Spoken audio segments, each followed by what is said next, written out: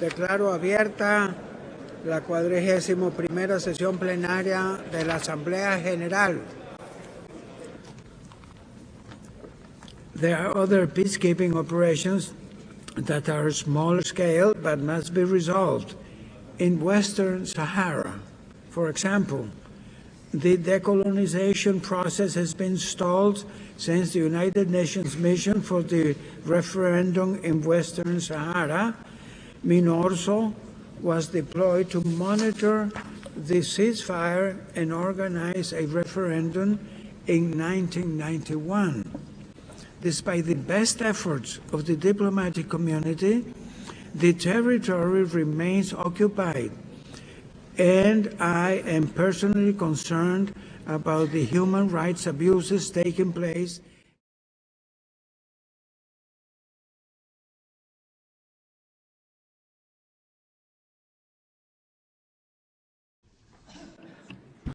Monsieur le Président, au titre du point 4 de l'ordre du jour du Conseil des droits de l'homme relatif aux situations qui requièrent son attention, nous voudrions sur la situation des droits de l'homme au Sahara occidental. L'Algérie, en tant que pays voisin et observateur du processus entre le Maroc et le Front Polisario sur le Sahara occidental, est préoccupée par la situation des droits de l'homme dans cette région, qui résulte en premier lieu du non-exercice par le peuple sahraoui de son droit légitime à l'autodétermination.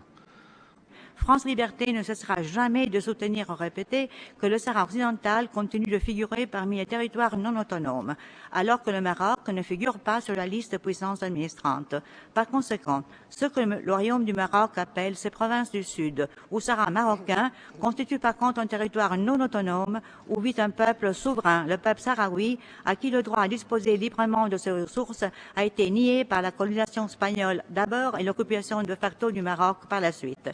La violation du droit des peuples à l'autodétermination est en soi une violation de l'ensemble des droits de l'homme. C'est pourquoi nous ne cesserons d'insister sur la nécessité d'inclure le droit des peuples à disposer d'eux-mêmes et son application aux peuples assujettis à une domination coloniale ou étrangère ou à l'occupation étrangère dans le programme de travail du Conseil des droits de l'homme.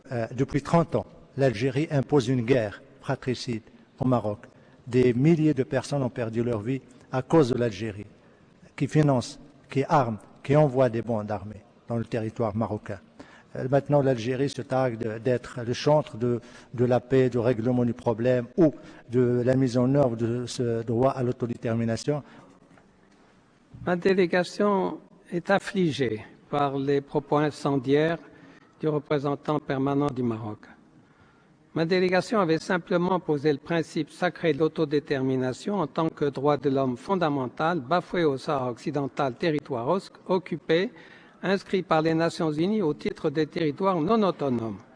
Je rappellerai que l'Algérie a acquis son indépendance sur la base de ce principe. Elle l'a défendu au Sahara occidental, en Palestine, à Belize, au Timor-Leste et à travers l'Afrique. Au Sahara occidental, la répression continue d'être fortement dénoncée et documentée par plusieurs organisations de défense des droits humains, telles Human Rights Watch, Amnesty International.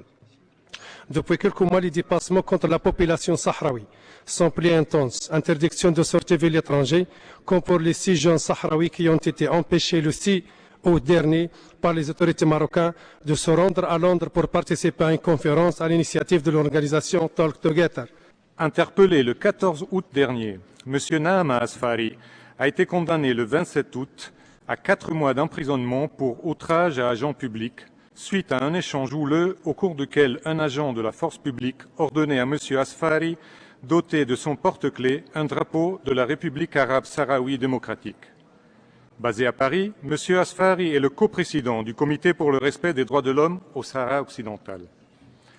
Parmi les violations des droits de l'homme constatées dans les territoires du Sahara occidental, qui demeurent marqués du sceau de l'impunité, il y a le recours systématique à la torture et l'intimidation des victimes, les disparitions forcées, les arrestations arbitraires. Beaucoup de défenseurs sahraouis des droits de l'homme ont payé le prix fort.